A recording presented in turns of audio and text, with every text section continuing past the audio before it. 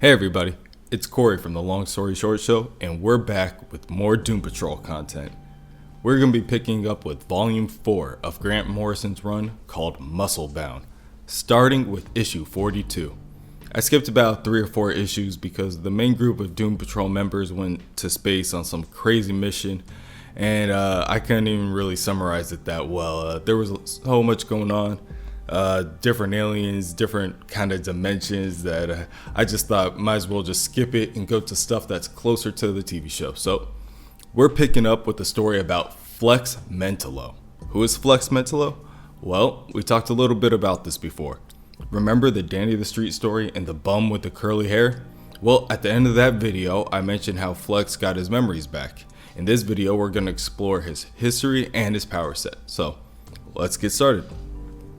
Our team of heroes, now being Sarah, Joshua, Dr. Calder, and Flex, go back to Danny the Street to go get some of Sarah's belongings. As they arrive, they notice that the street has already started repairing itself, and it's welcoming the group with open arms. Since this is Dr. Calder and Joshua's first time meeting Danny, they ask to explore different aspects of what makes it. Flex, on the other hand, asks for some milk. Sarah says the only milk around that she knows is the milk from the vending machine outside the police department. As they make their way to their destination, Flex tries to explain to everybody his backstory. So, it's flashback time. Flex was a young adult on the beach back in the early 1950s. 1954 to be exact. And back in 1954, Flex's name was Mac. And Mac used to get picked on all the time by the tough guys at the beach. Even when he was with women who he was trying to put the moves on, he faced a lot of ridicule for being scrawny from both bullies and women at the time. So it got to the point where he would take out his rage by breaking things around his house. And then on one particular night after he did that, he went out for a walk in the rain to clear his thoughts. He thought to himself, if he was stronger, he would show everyone down at the beach what's what. And that's when he meets a man with a handheld TV on his head smoking cigarinos that gives him a coupon. He says all he has to do is check the right boxes like broader chest, iron hard stomach, tireless legs, etc. But drop it in the third mailbox that he sees on the 9th day of the month and just wait. Mac doesn't hesitate to do so, and he obliges.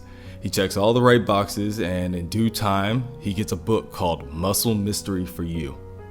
So, Mac reads the book, and then he hits the beach the next day to find the beach bully messing with the same girl he was sitting with the other day. He runs up on him and pops him in the chin and knocks the guy to the ground. And then he flexes his bicep, and the guy that he hit flies back up from where he landed and flies even farther down the beach.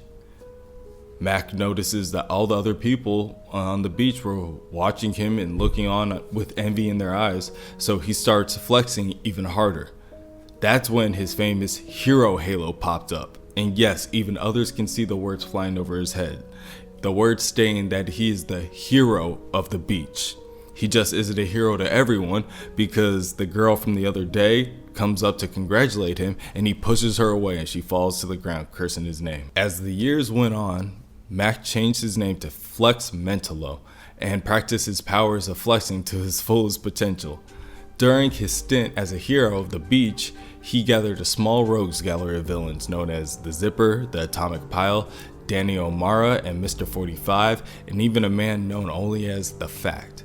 He even met a woman who would become the love of his life, Dolores. They moved in together, and they were pretty happy for a time until he met a reporter, Norman Grindstone. Apparently, in 1943, there was a number of people who went missing while the government was experimenting with alternate realities. Norman warns Flex on these events and tells him that he, Norman, is going to go check out the Pentagon to find some evidence for himself the next day. It is a full 3 days until Flex gets a call from Norman, and when he hears Norman's voice over the phone, he is noticeably ill. Flex goes to see Norman in person, and Norman is just sitting in the corner crying in the dark, saying that he saw the plans, saying that he saw things that he should have never seen. As Flex opens up the manila folder containing the information, he's too taken aback. But this is the last time he saw or heard from Norman Grindstone. Flex cannot believe what he saw, and over time he couldn't remember what he saw in the first place. He just knew that it was something about the Pentagon that needed to be fixed. He needed to change the shape of the Pentagon to a circle. So he flexed. He kept flexing until the light bulbs combusted.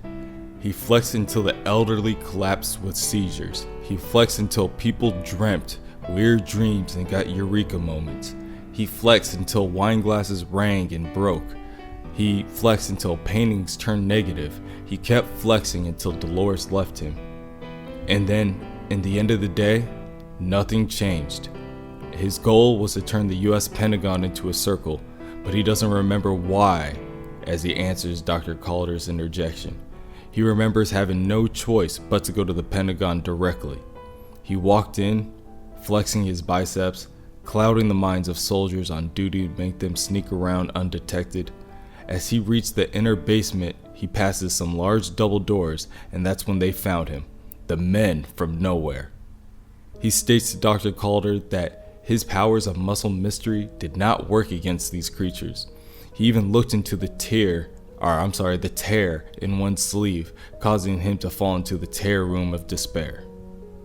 Time passes, and he finds himself stumbling in an alley, living off garbage and sleeping in the rain. Years pass until he found Danny the Street and all the people who lived there. He spent his time struck with amnesia, arm wrestling people until the events that resulted in him meeting the Doom Patrol. He states that once he met the Doom Patrol, he remembered everything that he forgot for years. He knows that him, and by extension the people that he's surrounded by, are in trouble unless he can get to the Pentagon. Unfortunately, trouble is a lot closer than it appears, because as Dr. Calder announces that the police station on Danny the Street is their new headquarters, there's somebody with the face of Dolores sitting in a train station practicing greeting Flex, possibly for the last time.